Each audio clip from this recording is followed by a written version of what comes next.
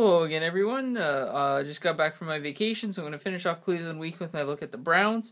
So the Browns last year, 7-9 record. They play in the AFC North, which has the Ravens, Bengals, and Steelers. So a pretty tough division. A lot of successful teams there.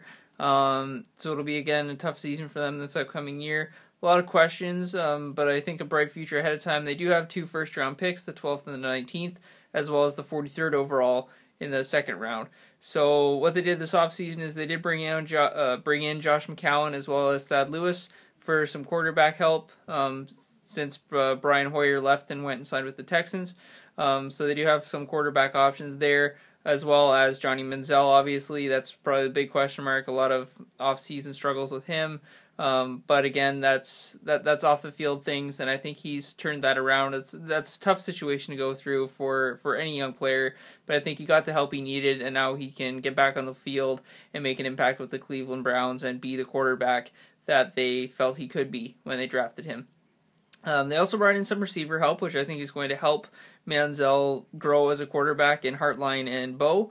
Again, guys who aren't receivers that are, number one receivers or anything like that, but they're veteran receivers who can help young guys and give Manziel some reliable targets as well. So those are solid guys to bring in for sure. They also signed Williams as a cornerback and Starks on the defensive line, and then they also recently signed Hausler as a tight end, so there's another option for possibly Manziel as a bigger target, kind of something that can come off of the line as a receiver as well. So, like I said, they bring in Hartline and Bo for some veteran receivers as some, reliable targets for Manziel or Josh McCown. It'll be an off-season fight for who's going to get the starting position. But at least they have some reliable receivers there now for sure.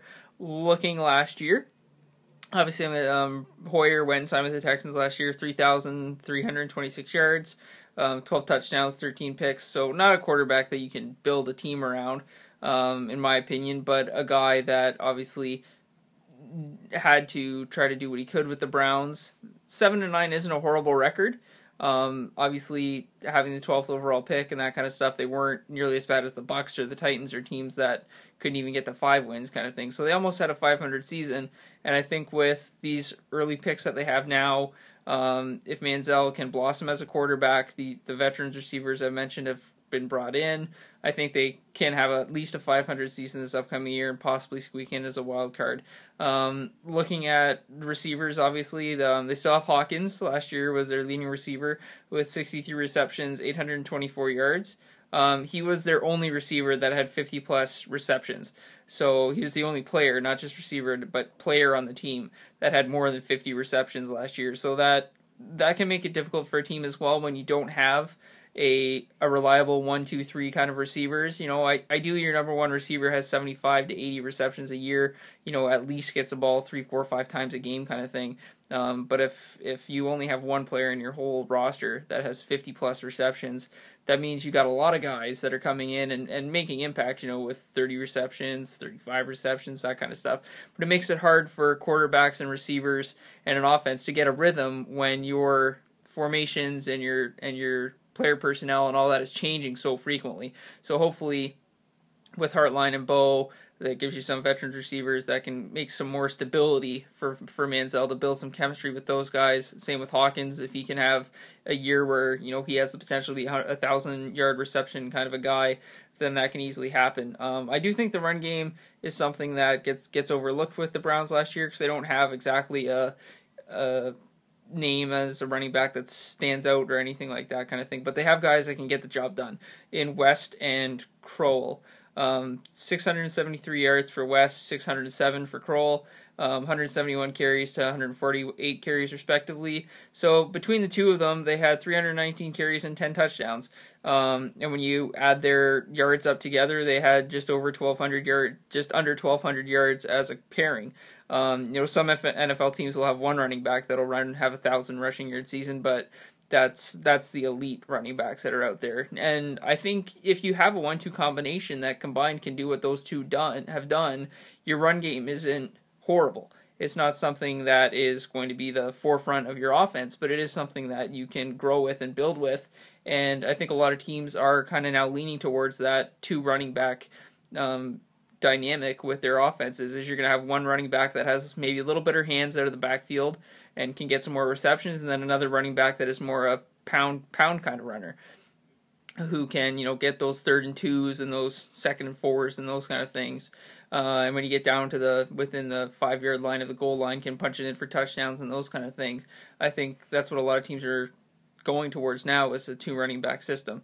So I do think that they have the potential and the talent to be a 500 ball club. I don't think deep playoff run ready or anything like that, but they do have the potential and the skill to be a 500 ball club, and they were 7-9 last year, so there's no reason why they can't get to 500 this year. With those 2 first-round picks, I'm still thinking they will draft a receiver with that 12th overall pick. The receiving core is very deep, so they might even wait till the 19th and see if they can get something at the 12th.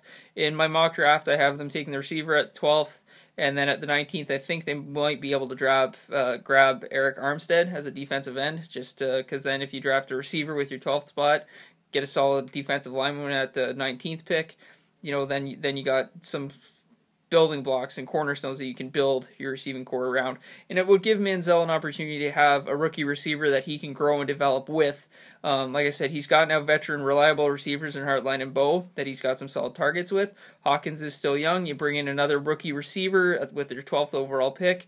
Manziel and him develop some chemistry. You could have a great receiver quarterback combination for the next 5+ years in your system and on your team. So we'll see what happens with this upcoming draft. Just about 2 weeks away. Who knows? The Browns might trade down if they don't like the options that are there. They might trade up. But we'll see what happens. It's interesting when a team has 2 first-round picks and they're both in the top 20. And like I said, their 2nd-round pick is 43rd overall, so they even have a mid-round in the 2nd round, and the receiver core is also deep, so maybe they draft another receiver with that 2nd-round pick, or maybe they draft an offensive lineman or something. It'll be interesting to see what happens with that 2nd-round pick, but the first 2 are obviously where they're going to make their most impact, and I do think they'll get a receiver with one of those 2. I would be surprised if one of those 2 picks for the Browns aren't a receiver. Again, that's assuming they keep both of them. Like I said, they could trade up and trade those 2 picks for the 2nd overall from the Titans or something. The NFL draft is crazy situations happen. It's always exciting, and you never know what can happen when draft day comes along. They might, like I said, do the complete opposite and trade down because they don't like the options they have at the 12th overall pick, so they trade down and get they trade their 12th and a 6th round for the 15th overall or something and keep their 19th or whatever. There's lots of options that can happen, a lot of different scenarios that can become into play once the NFL draft day does roll around and get here. So those are my thoughts on the Browns. Thank you all for watching in on Cleveland week this week. Good luck to the Cavs as the NBA playoffs start now, and good luck to the Indians as the MLB season is now 10 games in kind of thing. And good luck to the Browns in the upcoming NFL season. Have fun at the draft. Hopefully they make some big splashes and get some great players with the draft. And everyone, I'm sure, will enjoy the draft once it gets here. Thank you again for all who watch. I do really appreciate the support. You can follow me on Twitter at GHAM614, and I'll talk to you next week. Bye.